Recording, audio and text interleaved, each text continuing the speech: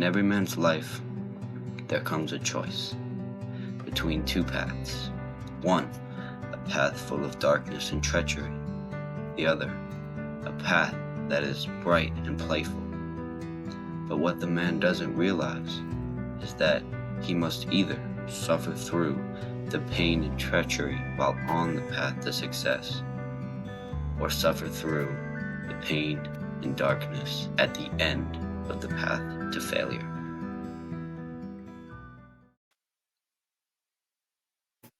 So, I'm about to enter the weight room for my gym class, and I'm talking with my friend, and we're talking about how I have to wake up early in the mornings for swimming, and he asked me,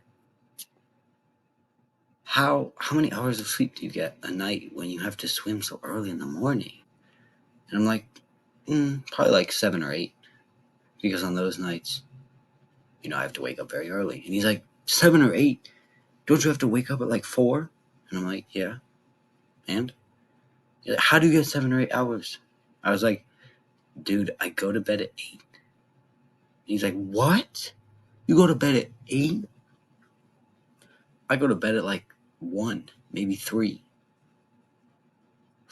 And I just sat there looking at him, just like, why? He's like, dang, I wish I could go to bed like you, but I just can't. I get so wrapped up in TV and video games and work that I just end up going to bed like so late every day. And I look at him and I'm like, it's all self control. Don't think that I don't want to sit on my phone and watch dumbass videos for hours on end, because I do. Don't think that I want to go to the gym all the time. Don't think that I want to meditate all the time. Just this morning, I was sitting in my bed and I was about to start meditating. I'm like, 20 minutes? That's a really long time.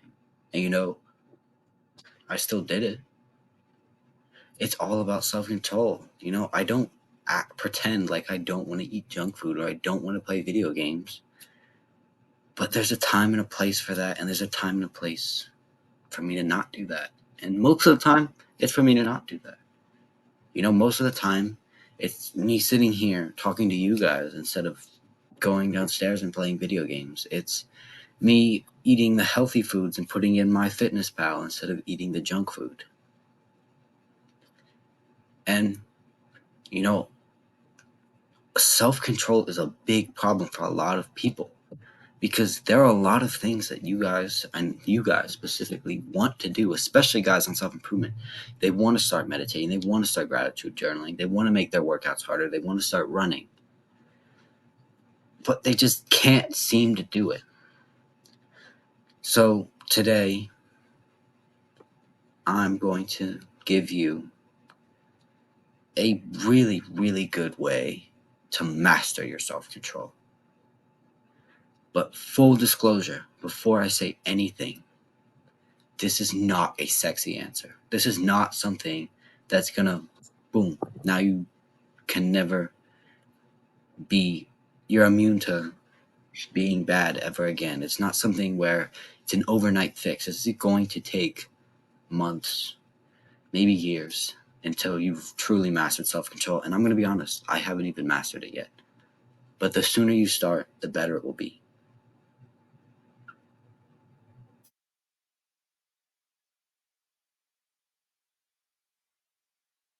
Now that all the normal people have clicked off after they heard that, it's just you and me, bro. It's just the people that really have potential now. So let's talk. How are we going to master your self-control? Well, your self-control is just like trying to get a muscle stronger.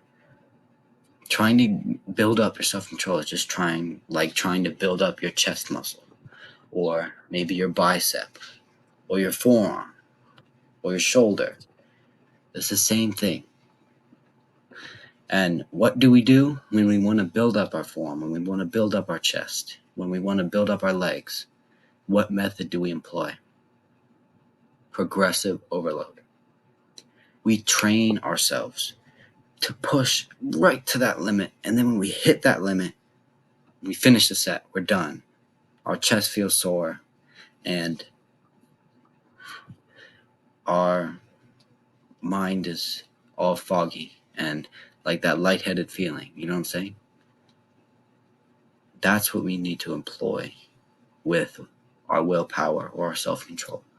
Because every guy, everybody, not just guys, every man, every woman, every they, them, has a limited fuel tank of sorts of willpower or discipline. And when they use up that fuel tank, they no longer want to do anything and they feel like they can't do things. And then it gets refilled the next day. But just like working out, if we empty that fuel tank all the way down, just like we emptied our chest muscle fuel tank, once we go to bed, that fuel tank gets a little bit bigger.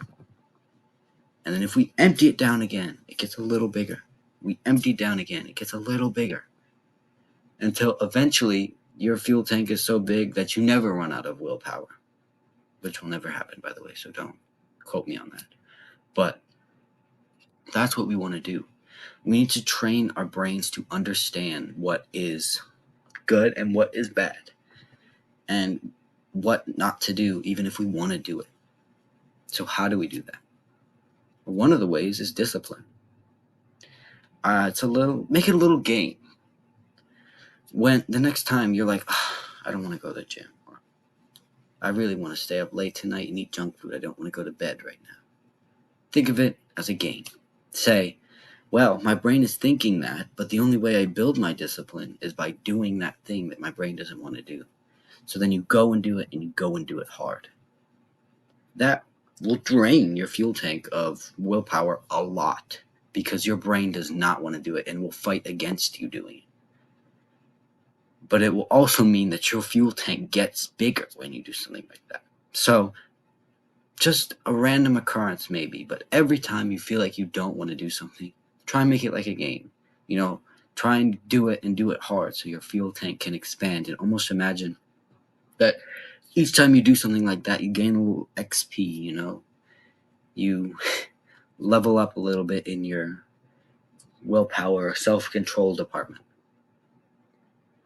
The next one is something you can do right now. And what I want you to do is I want you to go to your kitchen, go in the cabinet, open it up, and find the thing that you would love to eat the most. And then I want you to grab that thing, go back to wherever you were, go back to your room, go back to working, put that thing right next to you. Put it right next to you on your bed, put it on your table, wherever you are, and just leave it there. Because while you're there, your brain's going to be like, you keep looking over and being like, dang, challenge is over now, I should eat it. But each time your brain says that, you say, no, we're going to leave it there. And you leave it there and you don't eat it. And then eventually, maybe you go put it back.